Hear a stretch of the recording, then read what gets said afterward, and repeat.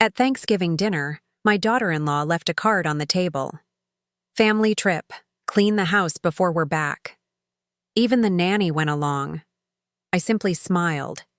When they returned and their keys didn't work in the door, my daughter-in-law fainted. I'm glad to have you here. Follow my story until the end and comment the city you're watching from so I can see how far my story has reached. I should have known something was wrong when Raya insisted on setting the table herself that Thanksgiving morning. In the 12 years since Marcus married her, she'd never shown interest in domestic duties. She always left those tasks to me while she lounged in the living room, scrolling through her phone or barking orders about how the cranberry sauce wasn't the right shade of red. But there she was at 7 in the morning, arranging the good china with unusual precision.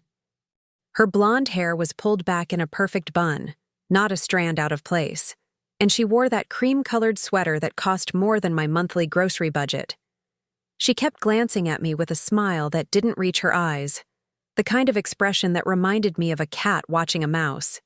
"Della, honey," she said in that sickly, sweet voice she used when she wanted something, "why don't you focus on the kitchen? I'll handle the dining room today." I nodded, wiping my hands on my apron. At 65, I'd learned to pick my battles with Raya.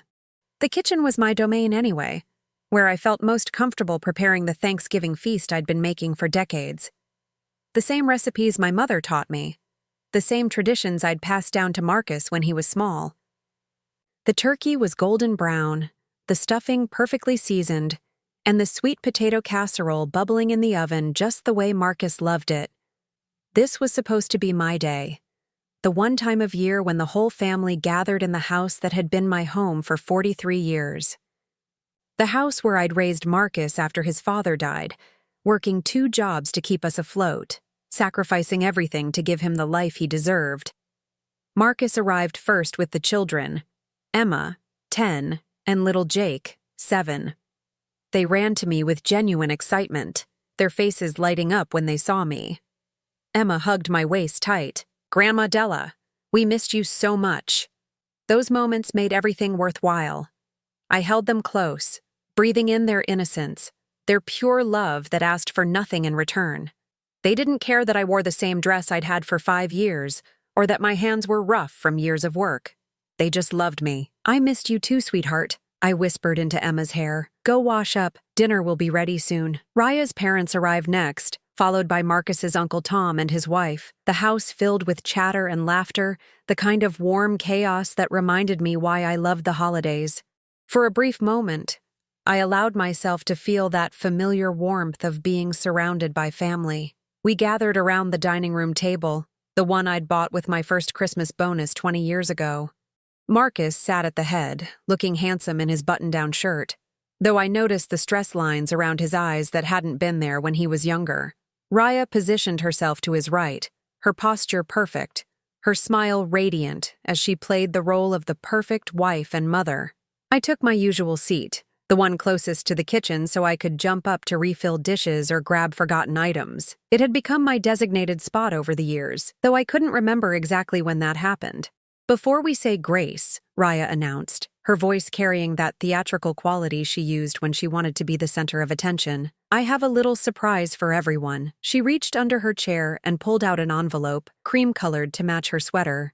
Her fingers were perfectly manicured, a fresh French manicure that probably cost more than I spent on groceries in a week. "It's a family announcement," she continued, her smile growing wider. "Marcus and I have been planning something very special." My heart skipped. Were they expecting another baby? Moving closer? The possibilities raced through my mind as she opened the envelope with deliberate slowness, clearly enjoying the attention. She pulled out a card, expensive cardstock with elegant lettering, and held it up for everyone to see, but she was looking directly at me as she read it aloud.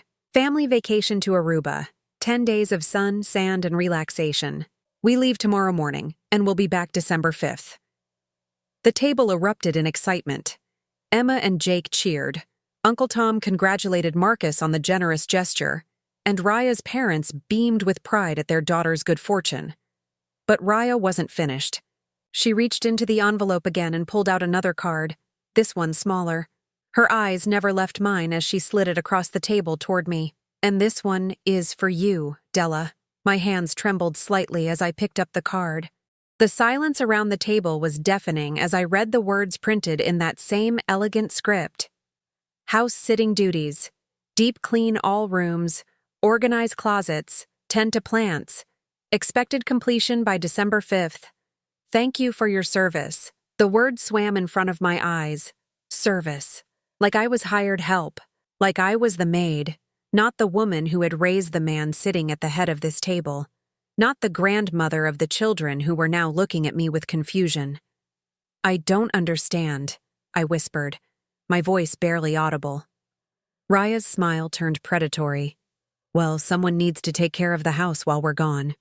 You don't mind, do you? I mean, you practically live here anyway, and it's not like you have anywhere else to be. The casual cruelty of her words hit me like a physical blow. Uncle Tom shifted uncomfortably in his seat. Raya's mother looked down at her plate.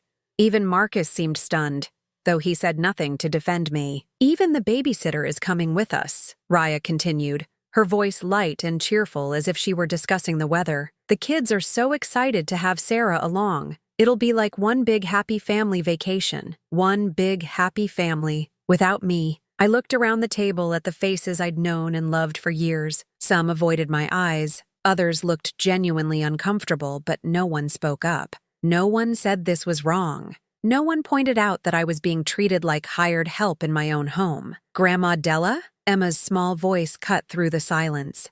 Aren't you coming with us? Raya answered before I could. Oh, sweetie, Grandma Della is too old for vacation. She'd much rather stay here and take care of the house. Wouldn't you, Della? The question hung in the air like a challenge. I could feel everyone waiting for my response, waiting to see if I would make a scene, if I would ruin their perfect Thanksgiving dinner. I forced my lips into what I hoped resembled a smile. Of course, I managed to say. I'll take good care of everything. But inside, something fundamental had broken. As the conversation moved on to vacation plans and travel arrangements, I sat there holding that card, reading those words over and over again. Thank you for your service. 43 years in this house. 43 years of sacrifice, of putting my family first, of swallowing my pride and my dreams to make sure they had everything they needed. And this was how I was repaid, with a house-sitting assignment while they paraded off to paradise with the babysitter. The rest of the dinner passed in a blur. I smiled when expected, nodded at appropriate moments, and cleared dishes like the good little servant they apparently thought I was. But something had awakened inside me, something that had been sleeping for far too long. As the family said their goodbyes and made their final vacation preparations, I retreated to the kitchen to clean up. The card lay on the counter where I'd left it, those elegant words mocking me in the overhead light. Thank you for your service, I read aloud to the empty room. The words tasted bitter on my tongue. But as I stood there, surrounded by dirty dishes and the remnants of a feast I'd prepared but barely enjoyed, a thought occurred to me. A thought that should have scared me, but instead filled me with something I hadn't felt in years. They had just made the biggest mistake of their lives. The house felt different the morning after they left. Not peaceful, I'd expected that, but hollow, like an abandoned theater where the last performance had ended badly. I stood in the kitchen, still in my robe, staring at the coffee maker as it gurgled to life. The sound seemed impossibly loud in the silence. They'd left at 5 in the morning, bags stuffed into Marcus's SUV like they were fleeing a crime scene. I'd watched from my bedroom window as Raya supervised the loading, pointing and directing while Marcus did the heavy lifting. Even little Jake had his own rolling suitcase, bright blue with superhero stickers. The babysitter, Sarah, had climbed into the front passenger seat, my traditional spot on family trips. Back when I was still considered family, Raya had knocked on my door before they left, not waiting for permission to enter. She'd stood in my doorway in her perfectly coordinated travel outfit, designer sunglasses perched on top of her head, even though the sun hadn't risen yet. Remember, I want the house spotless when we get back, she'd said, consulting a list on her phone. The master bedroom needs deep cleaning, and those guest room closets are a disaster. Oh, and the baseboards in the living room are dusty. I noticed yesterday. I'd nodded from my bed, pulling the covers up to my chin like a child hiding from monsters. She'd looked around my room then, taking in the modest furniture, the faded family photos on my dresser, the stack of library books on my nightstand. Her expression had been one of distaste, as if my very existence offended her. "Try to make yourself useful," she'd added before leaving. "It's the least you can do." Now, hours later, I sat at the kitchen table with my coffee, that insulting card still lying where I'd left it. "Thank you for your service." The words had kept me awake most of the night, echoing in my head like a broken record. I'd raised Marcus in this kitchen, fed him breakfast every morning before school, helped him with homework at this very table, celebrated his victories, and comforted him through his defeats. When he'd brought Raya home for the first time 12 years ago, I'd welcomed her with open arms, so grateful that my son had found love. How naive I'd been. The changes had been gradual at first, subtle suggestions that maybe I was doing too much for Marcus, that maybe he needed space to grow into his role as a husband. Then came the comments about my cooking, my clothes, my opinions, always delivered with a smile, always framed as concern for my well-being. "Della, you work so hard," she'd say. "Maybe you should let Marcus and me handle the holiday planning this year. Della, that dress is so vintage. Have you thought about updating your wardrobe? Della, I think you might have misremembered that story. Marcus told me it happened differently." Slowly, steadily, she'd erased me from my own family, and Marcus, sweet Marcus who'd once defended me against playground bullies, had stood by and let it happen. I got up to refill my coffee and caught sight of myself in the kitchen window's reflection. 65 years old, gray hair that needed cutting, wearing a robe I'd owned for a decade. When had I become so invisible? The morning dragged on. I tried to read, but the words swam on the page. I turned on the television, but every channel seemed to be showing happy families enjoying perfect lives. Finally, I found myself standing in the hallway outside Marcus's old bedroom, the one Raya had converted into her personal closet and makeup room. The door was slightly ajar, and I could see her designer shoes lined up like soldiers, her handbags displayed on custom shelving like museum pieces. Everything expensive, everything perfect, everything purchased with money from the business Marcus ran, the business I'd helped him start with my life savings. But it was the master bedroom that really got to me. Their bedroom, in the house that had been my sanctuary for 4 decades. Raya had redecorated it last year, gotten rid of all the furniture that held memories of my life with Marcus's father. The bed where I'd read bedtime stories, the dresser where I'd kept family photos, the rocking chair where I'd nursed Marcus through childhood illnesses, all gone, replaced with stark modern pieces that looked like they belonged in a hotel. I sat on the edge of their bed, running my hands over the silk comforter that probably cost more than my monthly Social Security check. This had been mine once. This whole house had been mine. Was still mine, technically, though somewhere along the way I'd forgotten that fact. That's when I saw it, lying on Raya's nightstand, her jewelry box, opened carelessly with pearls and diamonds spilling out like she had so much wealth she couldn't be bothered to organize it properly. Next to it sat a stack of mail, bills and statements that Marcus handled but Raya liked to review. I shouldn't have looked. I knew that. But something compelled me to pick up the top envelope, already opened. It was a mortgage statement for the house. My house. The house my husband had bought 43 years ago. The house he'd left to me when he died.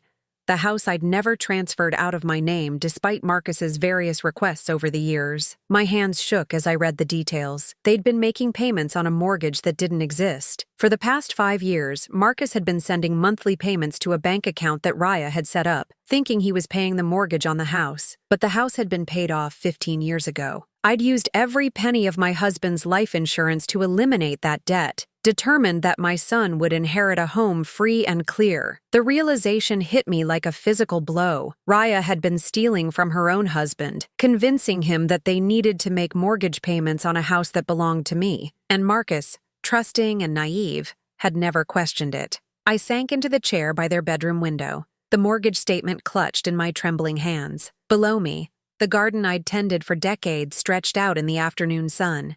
The rose bushes I'd planted when Marcus was small, the herb garden where I'd taught him to identify basil and oregano, the old oak tree where we'd hung his tire swing, all of it mine. Every brick, every board, every memory embedded in these walls, mine. I thought about that card downstairs, those dismissive words that had cut so deep. Thank you for your service. As if I were the help, as if I were some distant relative who should be grateful for scraps of attention. But I wasn't the help. I was the owner. I walked to my bedroom and pulled out the old filing cabinet I kept in the back of my closet. Inside, carefully preserved in plastic sleeves, were all the important documents of my life: marriage certificate, death certificate, insurance papers, and yes, the deed to the house. My name in black ink, clear as day, Della Mae Henderson, sole owner. I sat on my bed, holding that deed like a talisman. When had I become so afraid of my own family that I forgot who I was? When had I started accepting crumbs when the whole feast belonged to me? The phone rang, startling me from my thoughts. I glanced at the caller ID and saw Raya's number. For a moment, I considered letting it go to voicemail, but old habits die hard. Hello? Della! Raya's voice was bright with artificial cheer, loud enough that I could hear tropical music and children's laughter in the background. Just calling to check in. How's the cleaning going? I looked around my modest bedroom, unchanged for decades while they'd transformed the rest of my house to suit their tastes. It's going fine. Good. I hope you're being thorough. I left a more detailed list on the kitchen counter. Did you find it? I hadn't even looked. Yes, I found it. Wonderful. Oh, and Della? Marcus wanted me to remind you to water his golf clubs. They're in the garage, and the leather needs conditioning in this weather. Water his golf clubs. In December, in a garage.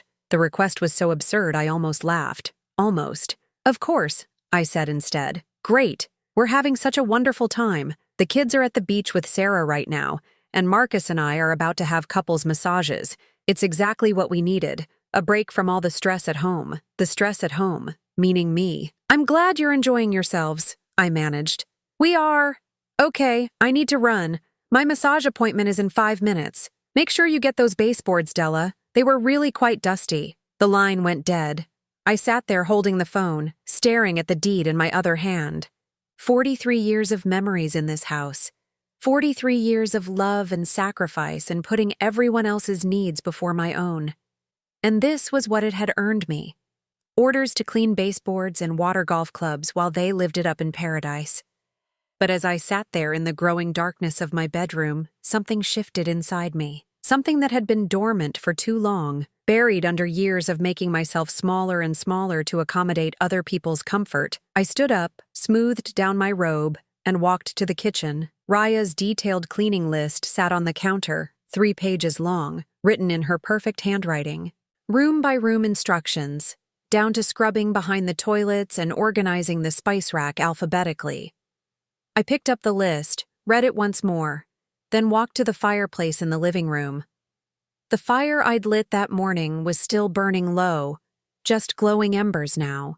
I held the papers above the flames and let them go. As Raya's perfect handwriting curled and blackened and turned to ash, I felt something I hadn't experienced in years. Not anger. Anger was exhausting and useless. Not hurt. I'd carried enough hurt to last several lifetimes. What I felt was clarity. They thought they were coming home to a clean house and a grateful servant. They were wrong on both counts. I called Harold Peterson first thing Monday morning. Harold had been our family lawyer for 28 years, handling everything from my husband's will to Marcus's business incorporation papers. His secretary, Mrs. Chen, recognized my voice immediately. Della, how lovely to hear from you. Harold's with a client, but I know he'll want to talk with you. Can you hold for just a moment? While I waited, I stared out the kitchen window at the garden. The morning frost had settled on the rose bushes, making everything look crystalline and new. It felt symbolic somehow, like the world was being reborn right before my eyes. Della! Harold's warm voice came through the phone. What a pleasant surprise. How are you, dear? I'm well, Harold. I need to ask you something important about the house. Of course. What's on your mind? I took a deep breath.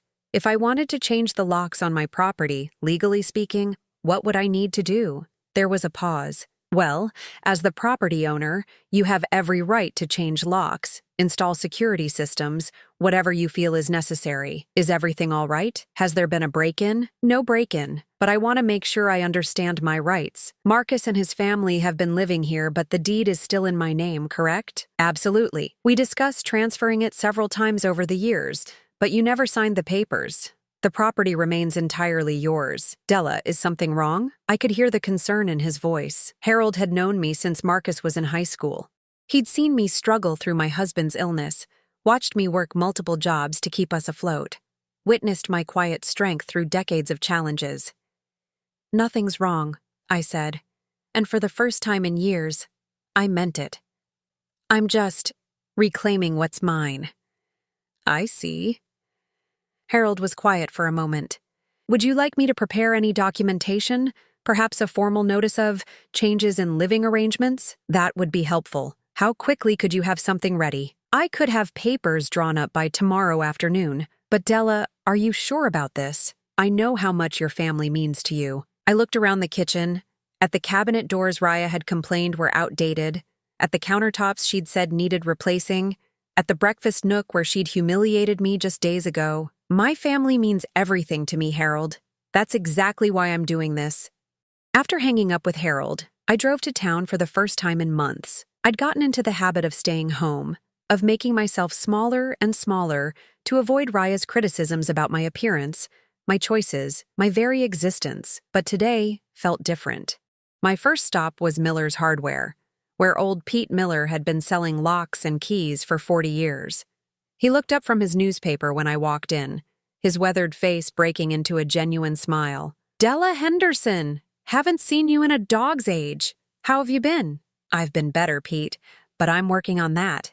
I explained what I needed, and Pete didn't ask questions. He just nodded and pulled out his sample book of lock sets, explaining the differences between standard locks and deadbolts, between basic security and high-end protection. This one here, he said, pointing to a brass deadbolt system.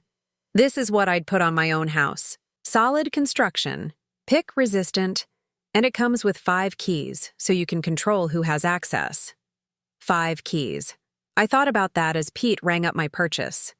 5 keys for 5 people I trusted. Not 5 people I was obligated to trust, but 5 people who had earned it. My next stop was even more liberating. Branson's consignment shop had been on Main Street for decades, run by Martha Branson, a woman my age who'd built her business from nothing after her divorce 30 years ago. She looked up from sorting through a rack of winter coats when I walked in. Della Henderson, as I live and breathe. What brings you to my little corner of capitalism? I laughed, for the first time in weeks. I need to sell some furniture, Martha. Quite a bit of it, actually. Well, you've come to the right place. What kind of pieces are we talking about? I pulled out my phone and showed her the photos I'd taken that morning.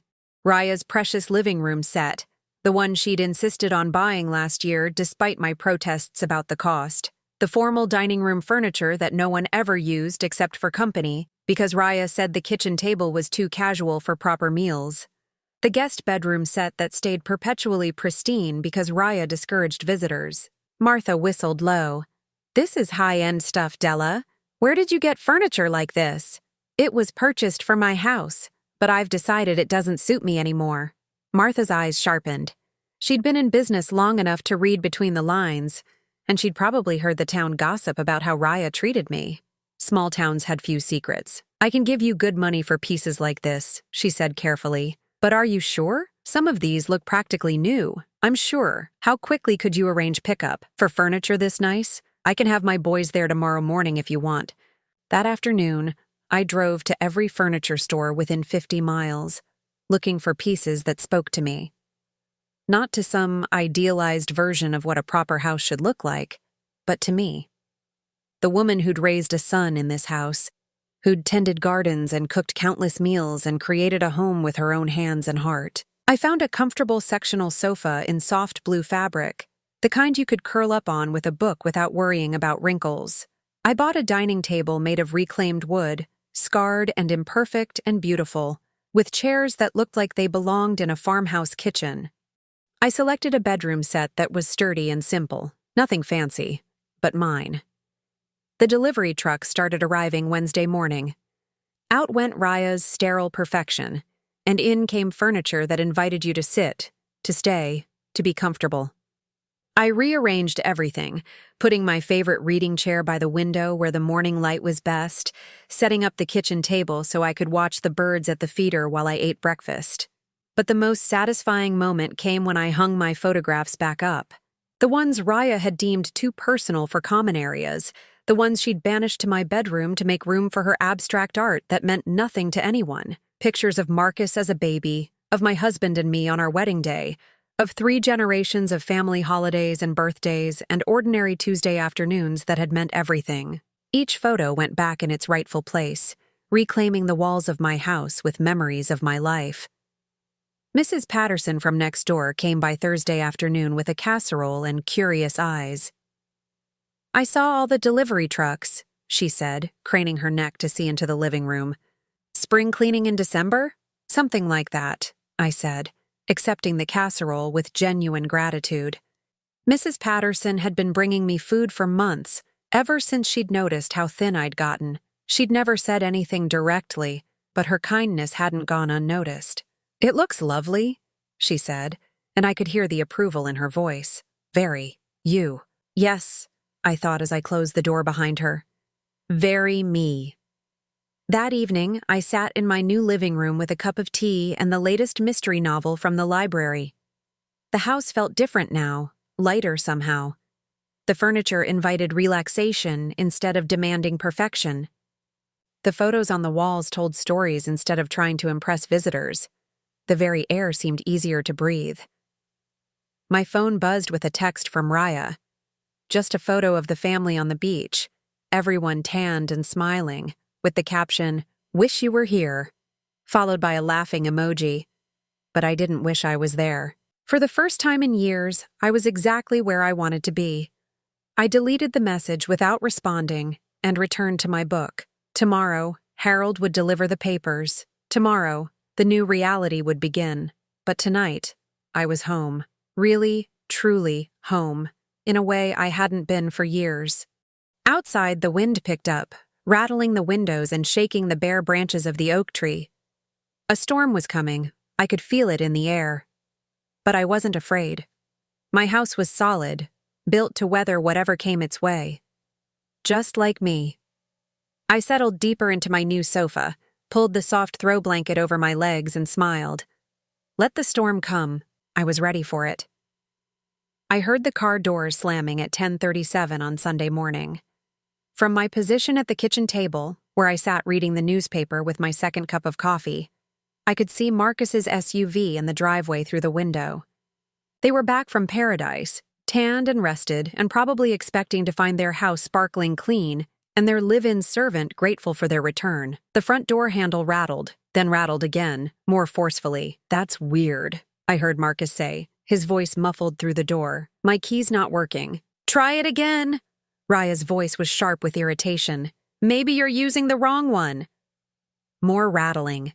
The sound of keys jingling, of someone trying multiple keys in rapid succession. "None of them are working," Marcus said, and I could hear the confusion in his voice. "It's like the lock's been changed." "That's impossible," Raya snapped. "Who would change our locks?" There was silence for a moment, then the sound of footsteps on the porch, coming around toward the kitchen door. I stayed seated, calmly turning the page of the newspaper, though my heart was beating faster now. This was it, the moment of truth. The kitchen door handle turned, also locked, of course. "Mom," Marcus called, knocking on the door. "Mom, are you in there? The locks aren't working." I took a slow sip of my coffee, savoring the taste. Good coffee. The expensive kind I'd always wanted to try but had never bought because Raya complained about unnecessary expenses. I'd purchased it yesterday, along with fresh cream and real maple syrup for my pancakes, small luxuries that added up to a new way of living. "Mom!" The knocking was more insistent now. "Mom, can you hear me?" I folded the newspaper carefully and walked to the kitchen door. Through the glass panel, I could see them all crowded on the small porch. Marcus looking bewildered, Raya looking furious, the children confused and tired from their long flight, and Sarah the babysitter standing awkwardly to one side with her overnight bag. I unlocked the door and opened it just wide enough to see them clearly. "Hello," I said pleasantly. "How was your trip?" "Mom, thank God." Marcus stepped forward. "Something's wrong with the locks. None of our keys work, and— He stopped mid-sentence, his eyes widening as he looked past me into the kitchen. What happened to the furniture? I glanced back casually, as if seeing the room for the first time. Oh, that. I redecorated. You what? Raya pushed past Marcus, trying to get a better view. Where's my dining set? Where are my chairs? I sold them, I said simply. They didn't suit me. Raya's face went white, then red, then a mottled purple color I'd never seen before. You sold my furniture? You can't do that. That was expensive. It was purchased for my house, I corrected gently. So technically, it was mine to sell. Grandma Della? Emma's small voice cut through the tension. Can we come in? I need to use the bathroom. I looked down at my granddaughter, sweet Emma with her sun-streaked hair and confused eyes. She was innocent in all this, just a child caught in an adult mess. Of course, sweetheart, I said, stepping aside to let her in. You know where it is. As Emma scurried past me, Jake started to follow, but Raya grabbed his arm. No, she said firmly. We all go in together. I raised an eyebrow. Actually, you don't all go in together. This is my house, and I decide who comes in. The words hung in the air like a bomb that hadn't exploded yet. Marcus stared at me with his mouth slightly open. Sarah shifted nervously from foot to foot. Even little Jake seemed to sense that something monumental was happening. But it was Raya's reaction that was the most dramatic. Her face went through a series of expressions: confusion, disbelief, rage, and then something that looked almost like panic. Your house? She laughed, but it was a brittle, hysterical sound. This is our house. We live here. We pay the mortgage. I tilted my head thoughtfully. Actually, you don't pay the mortgage. There is no mortgage.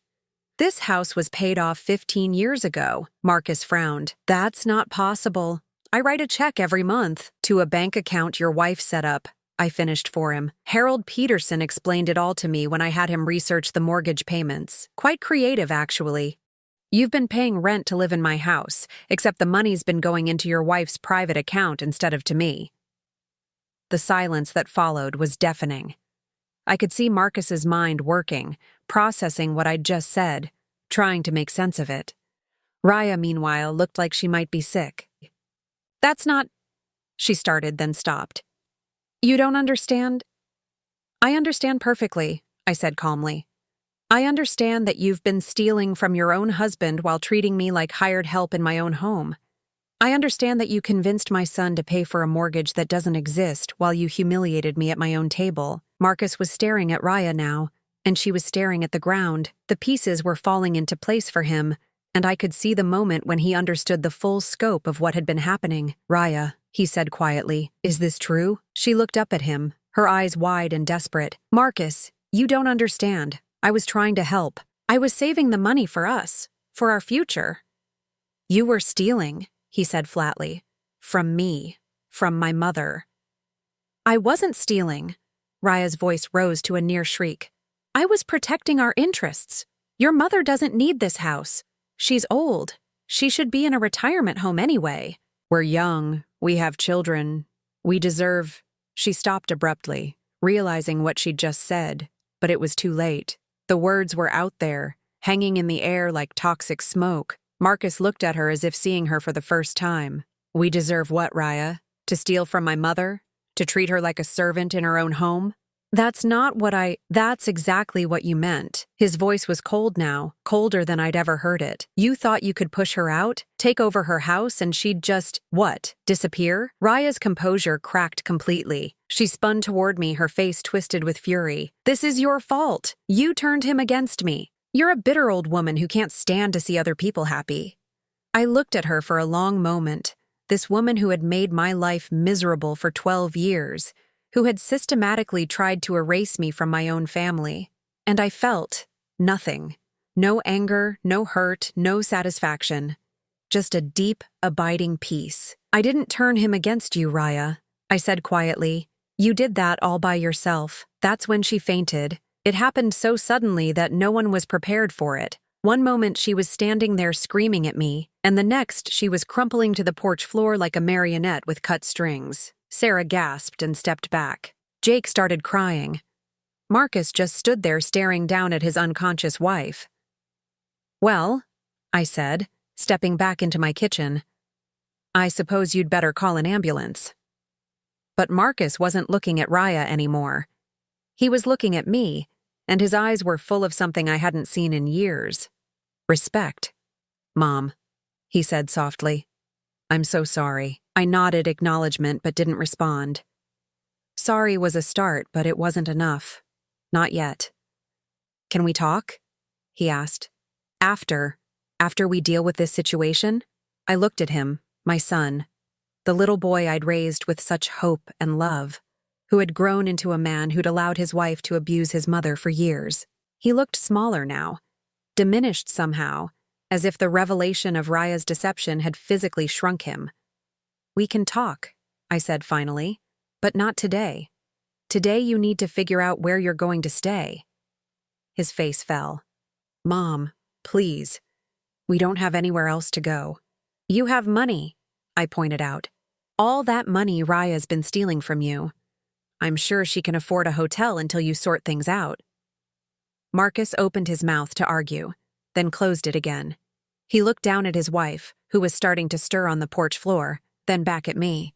"The children," he said quietly. "What about Emma and Jake?" I felt my resolve waver for just a moment. My grandchildren, innocent in all this, didn't deserve to be punished for their parents' mistakes, but I also couldn't allow them to be used as emotional leverage, the way they'd been used to manipulate me for years. "The children can visit," I said carefully, "when you're ready to have a real conversation about respect and boundaries. But not today." Emma appeared beside me, having finished in the bathroom. She looked up at me with those big, trusting eyes. "Grandma Della, why is Mommy sleeping on the porch?" I knelt down to her level, smoothing her hair back from her face.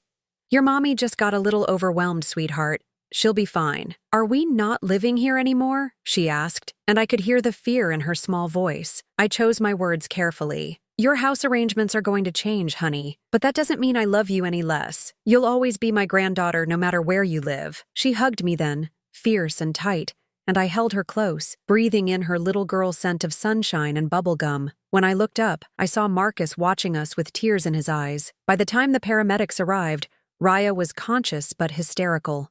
She kept insisting that I'd drugged her, that I'd somehow orchestrated the whole thing, that this was all part of some elaborate revenge plot. The paramedics, professional and kind, suggested she might be suffering from exhaustion and stress. "Vacation can be overwhelming," one of them said gently. "Sometimes the transition back to reality is harder than we expect." As they loaded Raya into the ambulance for observation, she grabbed Marcus's hand. "Don't let her do this to us," she pleaded. "Fight for our family. Fight for our home." Marcus looked at her with an expression I couldn't quite read. "This isn't our home, Raya," he said quietly. "It never was." That was the moment I knew things had truly changed. Not because I'd taken back my house, not because I'd revealed Raya's deception, but because my son had finally opened his eyes. As the ambulance pulled away and the family climbed back into their SUV to follow it to the hospital, I stood on my porch watching them go. The autumn air was crisp and clean, and for the first time in years, I could breathe freely. Mrs. Patterson appeared at her fence, obviously having watched the whole drama unfold. "Everything all right over there, Della?" she called. I looked at my house, my beautiful reclaimed house with its comfortable furniture and family photos and the smell of good coffee lingering in the kitchen. I thought about the morning ahead, quiet and peaceful, with no one to please but myself. "Everything's perfect," I called back. And for the first time in longer than I could remember, I meant it. 3 days passed before Marcus came to see me alone. 3 days of silence that I filled with simple pleasures I'd forgotten existed. I read entire books without interruption, cooked meals I actually wanted to eat, and slept through the night without the low-level anxiety that had become my constant companion. On Wednesday evening, just as I was settling down with a cup of tea and the evening news, I heard his car in the driveway. This time there was no rattling of keys, no angry voices, just a gentle knock on my front door. When I opened it, Marcus stood there looking like he'd aged 5 years in 3 days. His clothes were wrinkled, his hair uncombed, and there were dark circles under his eyes that spoke of sleepless nights and difficult conversations. "Mom," he said quietly, "can we talk?" I stepped aside to let him in, noting how he paused in the doorway to take in the changes, the comfortable furniture, the family photos back on their walls, the general sense of a home that belonged to someone who actually lived there rather than someone trying to impress visitors. "It looks good," he said, and there was something in his voice that sounded almost like relief. "It looks like home." I gestured toward the sofa. "Sit down. I'll make coffee." As I moved around the kitchen, I could feel him watching me. The silence between us wasn't comfortable, but it wasn't hostile either. It was the silence of two people who needed to find their way back to each other, across a chasm that had been years in the making. "How's Raya?" I asked, though I wasn't sure I really wanted to know. Marcus sighed deeply. "She's not handling this well. The doctor says it's a severe stress reaction, but between you and me, I think it's more than that. I think she's realizing that everything she thought she had control over is slipping away." I brought him his coffee, made the way he'd liked it since he was a teenager. 2 sugars, a splash of cream. The fact that I still remembered seemed to surprise him. "Where are you staying?" I asked. "The Hampton Inn on Route 9. It's not ideal with the kids, but it's temporary." He paused, staring into his coffee cup. "At least, I hope it's temporary." I settled into my reading chair across from him. "That depends on what temporary means to you." He looked up at me then, and I saw the boy he used to be underneath the exhausted man he'd become. "Mom, I need you to know how sorry I am. Not just about the house or the money, but about everything. About how I let her treat you. About how I stood by and watched you disappear from your own life. Why did you?" The question had been burning in me for years. Why did you let it happen? Marcus was quiet for a long time, working his jaw the way he used to when he was a child, trying to figure out how to explain something difficult.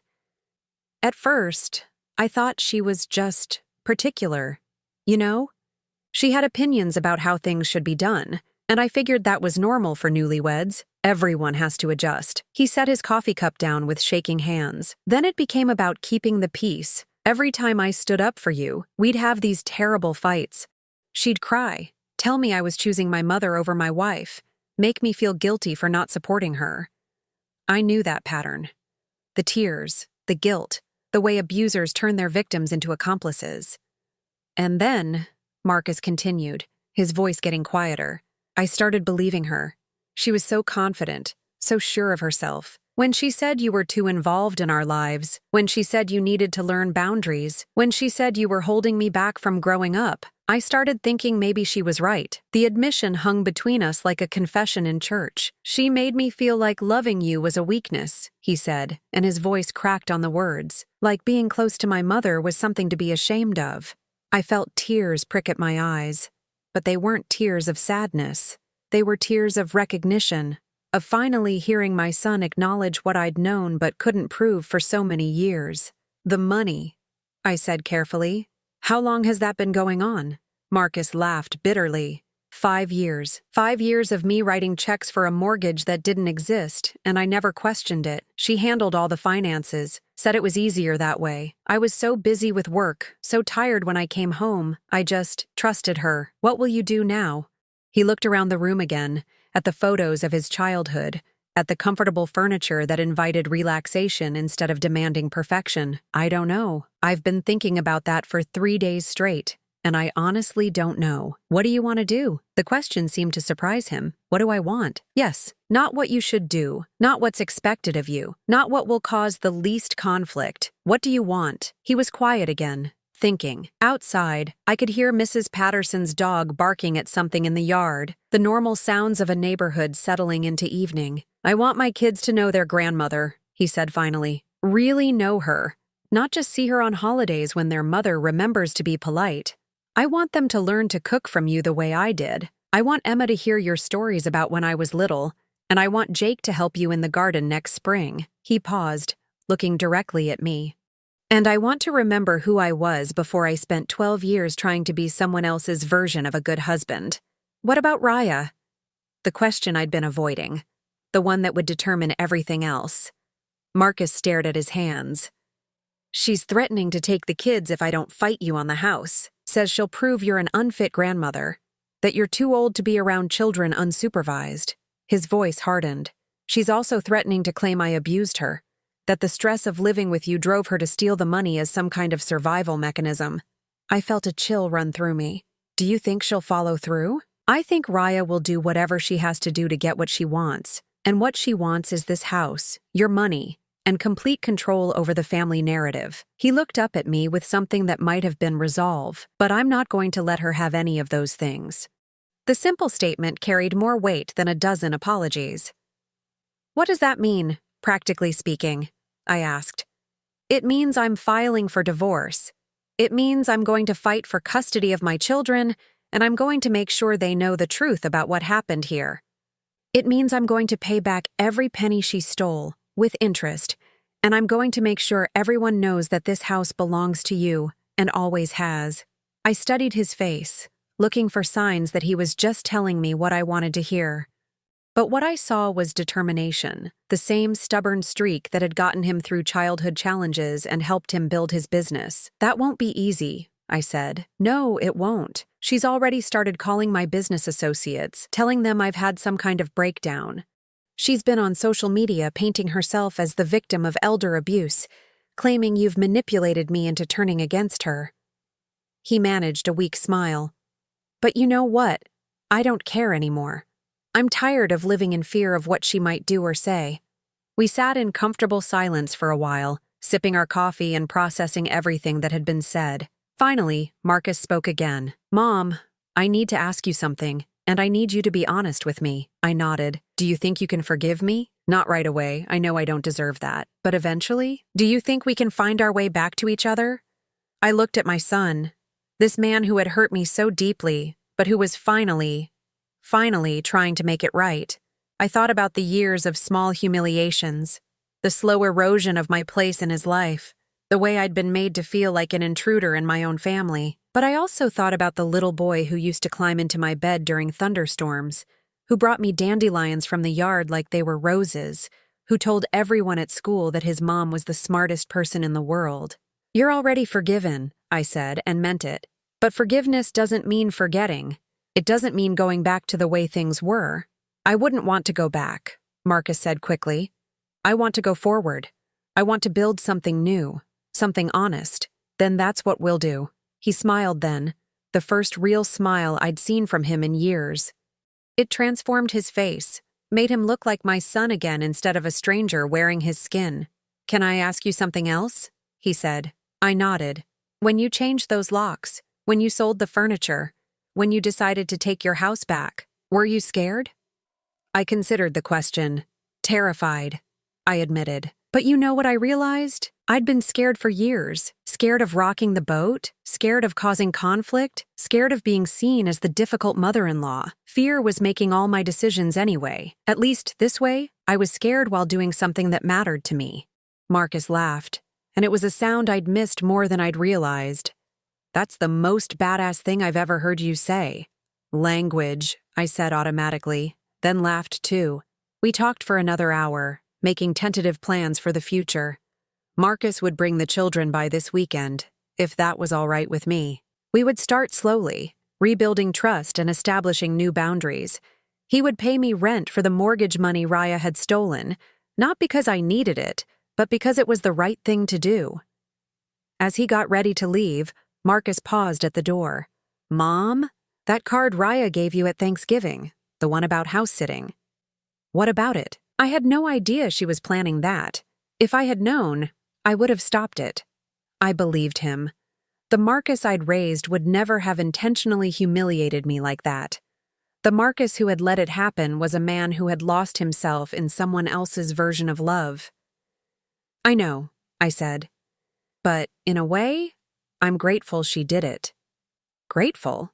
I smiled, thinking about everything that had changed since that awful dinner. If she hadn't pushed me that far, I might never have found the courage to push back. After Marcus left, I sat in my quiet house feeling something I hadn't experienced in years. Hope. Not the desperate, clinging hope that things might somehow get better if I just tried harder to be perfect, but real hope, grounded in the knowledge that I had choices, that I had power, that I could shape my own life. The road ahead wouldn't be easy. Raya would fight dirty, and there would be difficult days when the children missed their mother or when Marcus wavered in his resolve. But for the first time in years, I felt equipped to handle whatever came next. I was no longer the woman who had sat at that Thanksgiving table accepting humiliation with a forced smile. I was Della Henderson, and this was my house, my life, my choice. And that made all the difference. 6 months later, I stood in my kitchen on a Saturday morning, teaching Emma how to make my famous chocolate chip pancakes. The same recipe I'd taught Marcus when he was her age. The same kitchen where 3 generations of my family had learned that cooking was about more than just food. It was about love, tradition, and taking care of the people who mattered to you. The secret is not to overmix the batter, I told her as she stirred with careful concentration. A few lumps are perfectly fine. Emma nodded seriously, taking her role as my apprentice very seriously. At 10, she was old enough to understand that something important had changed in our family dynamic, even if she didn't grasp all the details.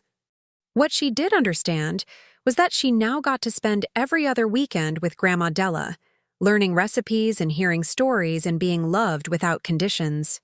Jake, now 8, was in the living room building an elaborate fortress out of couch cushions. He was younger, more adaptable, and had accepted the new arrangements with the resilience of childhood. His laughter echoed through the house, a sound that had been absent for too long. "Grandma," Emma said, lowering her voice conspiratorially, "Daddy says Mommy is getting better. Is that true?" I considered my answer carefully. Raya was indeed getting better in the clinical sense. She'd been receiving treatment for what her doctors diplomatically called adjustment disorder, with mixed anxiety and depressed mood. The reality was messier and more complex, involving medication, therapy, and a slow, grudging acceptance that the world she'd tried to create through manipulation and control had crumbled beyond repair. "Your mommy is working very hard to feel better," I said truthfully, "and that's good for everyone." The divorce had been finalized 2 months ago. Marcus had been generous in the settlement, more generous than Harold Peterson had advised, but I understood his reasoning. He wanted a clean break, wanted to start fresh without the bitter taste of a prolonged legal battle. Raya had moved back to her parents' house in Connecticut, and the children spent 2 weekends a month with her, carefully supervised visits that everyone hoped would eventually become more natural. I'd been worried about how Emma and Jake would handle the separation, but children are remarkably resilient when the adults in their lives are honest with them. Marcus had sat them down and explained, in age-appropriate terms, that sometimes grown-ups make mistakes that hurt the people they love, and that sometimes the best way to fix those mistakes is to make big changes. "Will you and Daddy get back together?" Emma had asked during one of our early weekend visits. "No, sweetheart," I'd told her, "but that doesn't mean your family is broken. It just means your family looks different now." And it did look different. Marcus had moved into a small rental house just 10 minutes away, close enough that the children could ride their bikes to visit me, but far enough that we all had our own space. He came by most Sunday mornings for coffee and conversation, sometimes staying for lunch, rebuilding our relationship one careful conversation at a time. The business was thriving. Free from Raya's expensive tastes and her constant pressure to maintain appearances, Marcus had been able to focus on the work he actually enjoyed, rather than chasing prestigious clients who drained his energy and his resources. He looked healthier now, less stressed, more like the son I remembered. "Grandma Della," Jake's voice called from the living room, "can you come see my castle?" I wiped my hands on my apron and went to admire his architectural masterpiece. The entire living room had been transformed into an elaborate kingdom of cushions and blankets, with towers and bridges and secret passages that only an 8-year-old mind could envision. "This is magnificent," I said, and meant it. "Are you the king of this castle?" "No," Jake said solemnly. "You are. You're the queen, and Emma's the princess, and Daddy's the knight who protects us from dragons." I felt my throat tighten with emotion. In Jake's innocent world-building, I was the queen, not the servant, not the inconvenience, not the person who should be grateful for scraps of attention. The queen. "That's a very important job," I said seriously. "What are my royal duties?" Jake thought about this carefully. You have to make sure everyone has enough pancakes, and you have to tell stories about when Daddy was little, and you have to give the best hugs in the kingdom. I think I can handle that, I said, gathering him into my arms for a demonstration of my royal hugging abilities. The front door opened, and Marcus walked in carrying a bouquet of flowers from his garden, daffodils and tulips, the first blooms of spring. It had become his tradition, bringing me flowers every Sunday, a small gesture that meant more than he probably realized. "Something smells amazing in here," he said, hanging his jacket on the coat rack I'd moved back to its original position by the door. "Emma's making pancakes," I announced proudly. "She's becoming quite the chef." Emma beamed at the praise, flipping a pancake with the concentration of a surgeon. She'd inherited the family cooking gene, that same instinctive understanding of flavors and timing that had skipped her father entirely. We ate breakfast together at my kitchen table, the four of us fitting comfortably around the reclaimed wood surface I'd chosen to replace Raya's formal dining set. The conversation flowed easily. Emma's upcoming school play, Jake's soccer practice, Marcus's plans to expand his business, my new book club at the library. It was ordinary and perfect, and nothing like the tense, performance-based meals we'd endured for so many years. After breakfast, Marcus helped with the dishes while the children returned to their various projects. We worked in comfortable silence, falling back into the rhythm we'd had when he was young, and it was just the two of us against the world. "Mom," he said quietly, drying a plate with careful attention, "I've been thinking about something." "What's that?" "The money, the mortgage payments Raya took. I know I've been paying you back, but I was thinking, what if we made it official? What if I actually paid you rent to live here again?" I paused in my scrubbing. "Marcus, you have your own place now." "I know, but the kids love being here. And honestly, so do I. Not full time," he added quickly. "I'm not asking to move back in completely. But maybe we could work out an arrangement where I stay here a couple nights a week, when the kids are here for their weekends." I considered this. The house was large enough, certainly. The spare bedroom had been empty since I'd sold Raya's guest room furniture, and it would be nice to have more help with the children. But more than that, it would be a return to something that felt like family, like the 3 generations sharing space and stories and daily life. "What would that look like?" I asked. "I was thinking Friday and Saturday nights when the kids are here, maybe Sunday nights too if that works for you. I'd pay my share of utilities, help with groceries, take care of any maintenance issues." He paused. "And I'd follow your house rules. Your house, your rules." The phrase that had once been a source of conflict now felt like a gift, like an acknowledgement of something that should have been obvious all along. "I'd like that," I said simply. His face lit up with relief and joy. "Really?" "Really. But we'll need to establish some boundaries, clear expectations about how this works." "Absolutely. Whatever you think is best." We talked through the details over the next hour, working out a schedule and ground rules that would protect everyone's independence while allowing us to rebuild the family structure that had been damaged but not destroyed. It felt good to be making plans, to be looking forward instead of backward. That afternoon, while Marcus took the children to the park, I sat in my garden with a cup of tea and the Sunday paper. The roses I'd planted decades ago were beginning to bud, and the herb garden was showing the first green shoots of spring growth. Everything was coming back to life after a long, difficult winter. Mrs.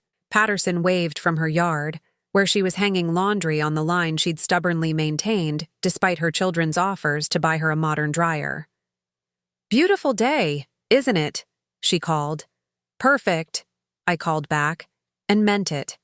My phone buzzed with a text message.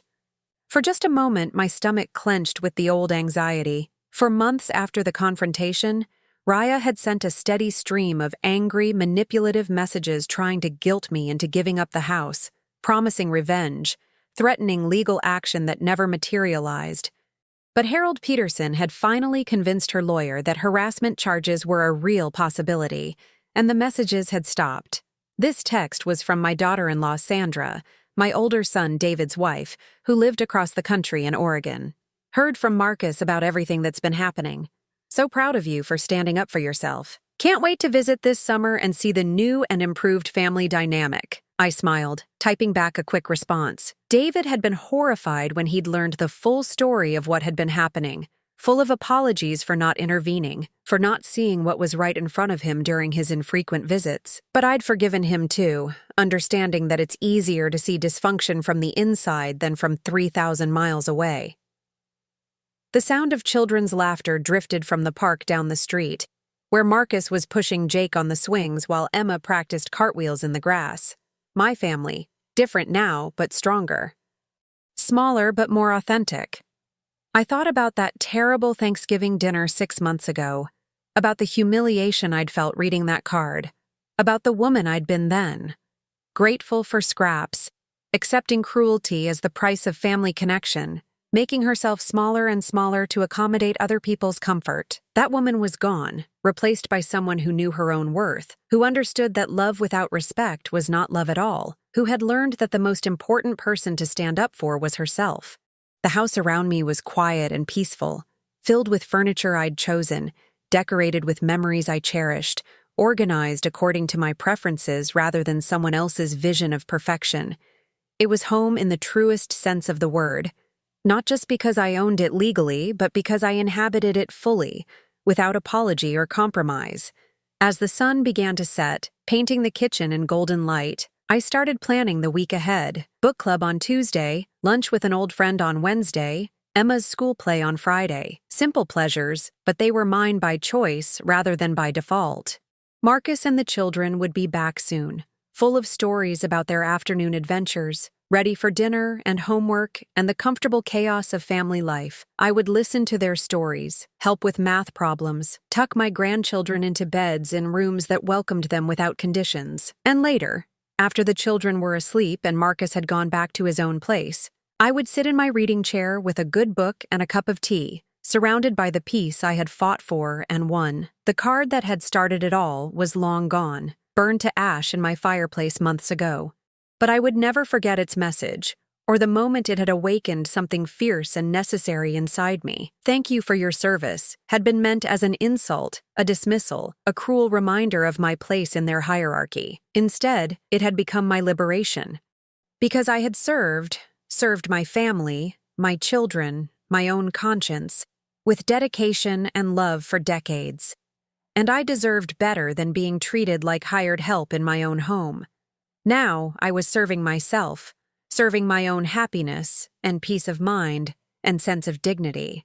And that, I had learned, was the most important service of all. The front door opened with the happy chaos of returning adventurers. Emma burst into the kitchen, full of stories about the ducks in the pond. Jake announced that he was starving and could we please have grilled cheese for dinner.